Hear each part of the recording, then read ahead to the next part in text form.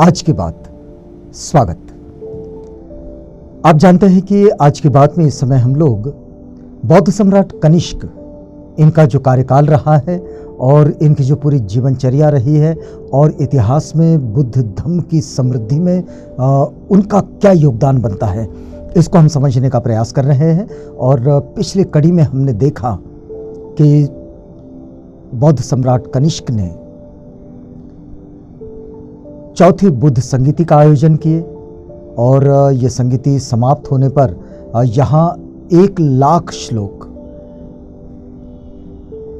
अभिधम्म पिटक में, विनय पिटक में और सुत्त पिटक में, जिसे टीकाओं के रूप में लिखा गया। और ये विभाषा नाम की ये टीका, जिसे ये लिखने वाले फिर बाद में विभाषिक के नाम से ही जाने पहचाने जाने लगे। आइए आगे बढ़ते हैं। विभाषा के अनुयायी होने के कारण मूल सर्वास्तिवादियों का दूसरा नाम वैभाषिक पड़ा। और बुद्ध धर्म में दुख से मुक्ति यानी निब्बाण प्राप्ति के 3 मार्ग अपनाए गए हैं। बुद्ध धर्म में दुखों से मुक्ति के मार्ग जो है वो 3 मार्ग है। एक मार्ग तो वो अरहतों का मार्ग है कि जिसमें आर्य अष्टांगिक मार्ग पर जीवन यापन करते हुए लोग अरहत्व को प्राप्त कर लेते हैं और बुद्ध हो जाते हैं, बुद्ध कहलाते हैं। बुद्धत्व उनको यहीं से मिल जाता है अरहत्व के साथ। तो इस तरह का एक जीवन। एक दूसरा मार्ग है कि जिसमें कुछ थोड़ा अधिक परिश्रम करते हैं, अष्टांगिक मार्ग से थोड़ा सा ज़्यादा, और वे इस मार्ग पर आरूढ़ होकर चलते चलते चलते चलते वे प्रत्येक बुद्ध तक पहुंच जाते हैं और अरहत्व को यहाँ भी प्राप्त कर लेते हैं, तो वे प्रत्येक बुद्ध कहलाते हैं। तो ये हो गया दूसरा मार्ग। एक तीसरा मार्ग है और ये मार्ग है, थोड़ा सा इसे कठिन मार्ग कहा जाता है, क्योंकि इसमें बोधिसत्व ये असंख्य जीवों का मार्गदर्शक बनने के लिए अपनी मुक्ति की फिक्र नहीं करता है। बोधिसत्व अपनी मुक्ति की फिक्र नहीं करता है। ये बहुत परिश्रम और बहुत समय बाद उसी मार्ग से निब्बाण को प्राप्त करता है। उसे बुद्ध कहा जाता है। ये सम्यक संबुद्ध भी कहलाते हैं। ये तीनों ही रास्ते क्रमशः अरहत, श्रावकयान, प्रत्येक बुद्धयान और बुद्धयान कहे जाते हैं। अब देखिए कि कुछ आचार्यों ने बाकी दोनों की अपेक्षा, मतलब जो अरहत का मार्ग है वो और जो प्रत्येक बुद्ध का मार्ग है वो, इनकी अपेक्षा बुद्धयान पर बड़ा जोर दिया है। मतलब जिसमें बोधिसत्व अपने आप में कड़े परिश्रम करते हुए आगे बढ़ता है और उसे ही महायान कहा है। कनिष्क काल में दक्षिण के विदर्भ यानी कि बरार प्रांत में, तो कनिष्क काल में ये जो दक्षिण का विदर्भ प्रांत था, जो पहले बरार के नाम से जाना जाता था, यहाँ आचार्य नागार्जुन का प्रादुर्भाव हुआ और उन्होंने माध्यमिक या शून्यवाद दर्शन पर कई ग्रंथों की रचना की।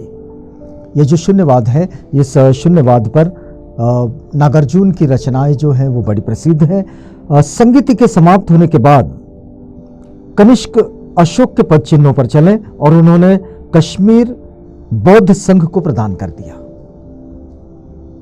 अब यहाँ ये जो पूरा कश्मीर का हिस्सा था, ये कनिष्क ने बौद्ध संघ को प्रदान कर दिया।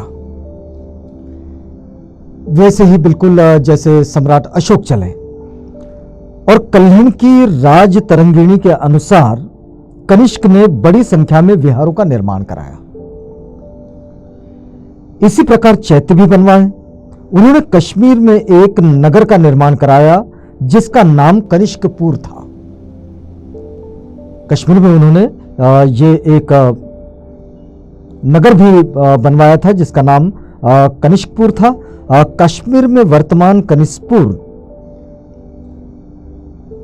उन्होंने वहां पर एक स्तूप भी बनवाया था जो उन्हीं के नाम से जाना जाता है।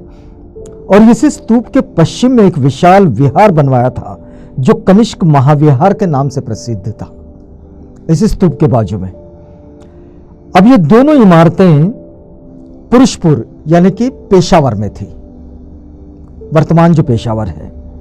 और कनिष्क स्तूप वहीं चैत्य था जो गौ चराने वाले बालक के स्तूप पर बनवाया गया था। जो गौ चराने वाला वो बालक जिसने कनिष्क के लिए ये कहा था कि भाई आप एक महान सम्राट बनोगे, तो और वो जिस चैत्य के पास खड़े थे वहीं पर उन्होंने एक बड़ा स्तूप बनाया। ये कनिष्क स्तूप वही चैत्य है। चीनी यात्री फाहियान सुंगयून तथा ह्योनसांग कनिष्क द्वारा निर्मित कराए गए धातु गर्भ की इन्होंने पूजा की थी और वे धातु गर्भ की शिल्प कला के सौंदर्य पर मुग्ध हो गए थे। जब वे अपनी यात्रा पर थे तो वहां उन्होंने देखा पेशावर में कि किस तरह से ये जो चैत्य बना हुआ, ये स्तूप बना हुआ है और यहाँ का जो धातु गर्भ का जो शिल्प है, इस शिल्प के वे मुग्ध हो गए, उसका जो सौंदर्य उसको देखकर। और 7वीं सदी के यात्री ह्योनसंग ने कनिष्क महाविहार के भग्नावशेष को प्राचीन विहार के रूप में देखा। मतलब जब 7वीं सदी में जब ह्योनसंग अपनी यात्रा पर थे, जो भारत से चल रहे थे वो, तो तब उन्होंने देखा कि इसके भग्नावशेष उस समय है। मतलब 7वीं सदी तक ये बहुत हद तक अवशेषों में तब्दील हो चुका था। इसके संबंध में वे लिखते हैं कि विहार की ऊपरी मंजिल और उसकी बहुत सारी सीढ़ियां अभी भी कायम थी। उसकी ऊपरी मंजिल थी और उसकी सीढ़ियां कायम थी, लेकिन इमारत अपनी भग्नावस्था में भी दुर्लभ कलाकृति का नमूना दिखाई दे रही है।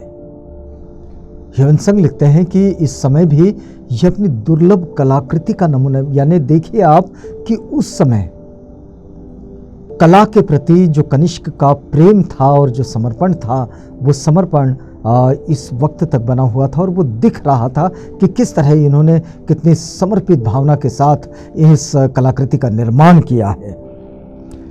अभी भी वहां कुछ स्थविरवादी भिक्षु निवास करते थे और जिस समय इसका निर्माण कार्य संपन्न हुआ तब से इस विहार में बड़े बड़े प्रसिद्ध भिक्षु रहते चले आए थे। आचार्य पार्श्व यही रहे थे। ये ऐसा महाविहार था कनिष्क के नाम पर जिसे बनाया गया था और इसमें कई भिक्षु उस वक्त के जो प्रसिद्ध भिक्षु थे वे सब वहीं पर रुकते थे। इसमें कोई संदेह नहीं कि आचार्य वसुमित्र और महाकवि भदंत अश्वघोष भी कुछ समय तक वहां रुके होंगे, क्योंकि अश्वघोष भी वहीं गए थे और वसुमित्र भी वहां पर थे। तो इसमें कोई दो मत नहीं कि शायद ये लोग भी वहीं रुके होंगे उसी बुद्ध विहार में। देखिए, भगवान बुद्ध के 4 शताब्दी पश्चात कनिष्क के काल में ही सर्वप्रथम बुद्ध की प्रतिमा बनवाई गई थी।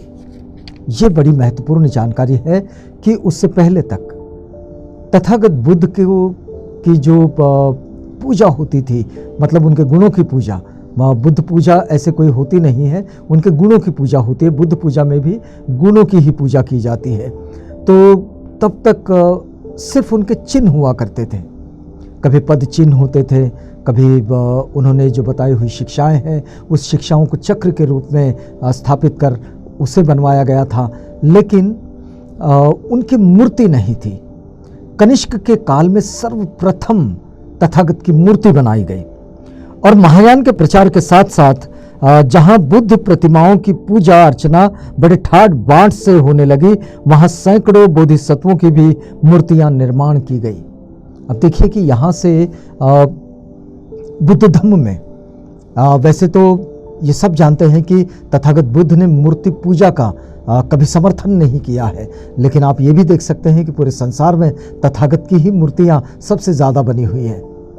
तो ये सिर्फ प्रतीक के रूप में है, वो कोई जागृत देवता के रूप में ऐसी कोई बौद्धों की मान्यता नहीं होती है। तो बौद्ध सिर्फ संकेत के रूप में बुद्ध मूर्ति को विहारों में रखते हैं। तो बुद्ध मूर्ति की ये बात कनिष्क के ज़माने से आती है।